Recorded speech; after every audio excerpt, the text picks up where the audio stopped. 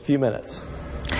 Check out Michael Gibson. We've showed you him before. He's been on the run for 2 months now after failing to register his address in Tiffin. He is a bad guy with a rap sheet including child pornography. Sarah Oler has been investigating how hard it is to track these sex offenders and how easy it is to slip through the cracks. She has the story you'll see only on 11.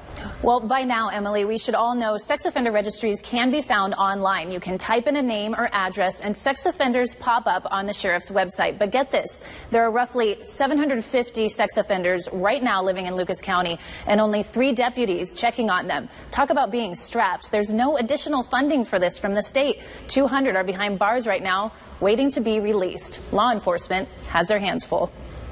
I would love to be able to provide more random checks of sex offender address verifications than I'm able to currently. The Lucas County Sheriff's Department says 8 warrants are out right now for offenders who have failed to register. Since 1997, when Megan's Law required convicted sex offenders to register their address, 140 in Lucas County have been sent back to prison, 85 of them more than once. In most cases, offenders have to update their information once a year, but sexually violent predators called Tier 3, like the dozens we found living near Toledo elementary schools, have to update theirs more often.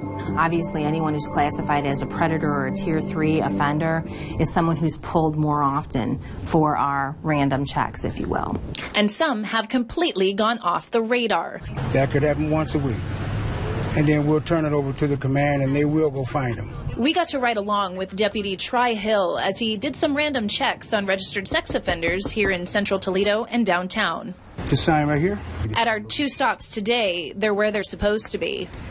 Hey, I'm looking for Charles. Okay. U.S. Marshals take over pursuing the missing sex offenders. They say it happens often. They average 30 arrests a year of fugitive sex offenders. 8 are still out there. Many times, marshals say an offender will register as homeless or list a shelter address, and once they move out, they're never heard from again. Dr. Charlene Castle, who's treated numerous convicted sex offenders, says some who have committed crimes against children can be impossible to treat.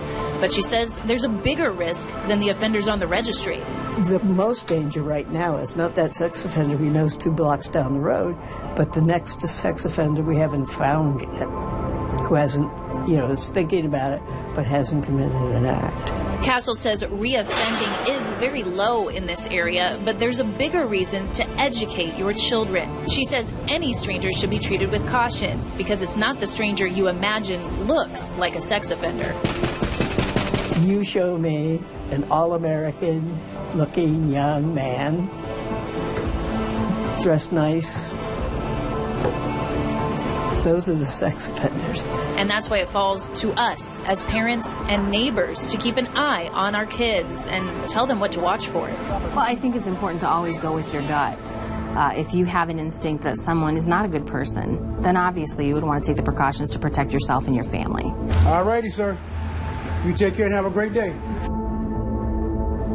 All right, now most of us have checked out our own neighborhood for sex offenders, like your own house, right? But what about your child's school? Why don't you guys pick an elementary school, and I'm going to go through it live, kind of search out who's living around the school. Just Walbridge. How about Walbridge Elementary? Okay, so you would go on the Lucas County Sheriff's Office. I'm going to do this live on our iPad, and you can search offenders in the area, and you type in the address, so the Walbridge Elementary School, and you can see here 5 pop up. Now, I've looked at pretty much all the schools here, so I know that right here, of those 5, 3 of those are considered Tier 3, or, those sex offenders that have to report more often. That's called a sexual predator. And 3 of them also committed a sexual act with a child. Wow, so not just checking your home, but also checking your child's school. Yeah, especially a lot of them are walking in the neighborhood, and like the psychologist said, it isn't just, the registered sex offenders, it's just good to have good awareness and talk to your kids. And sometimes it's hard to just get parents to put their address in and keep track of that, but they should be checking the schools too, for sure. I think it'd be a good idea. Around the schools. Yeah. Okay. All right. Sarah, thanks so much for that report. Well, you walked your kids from house to house.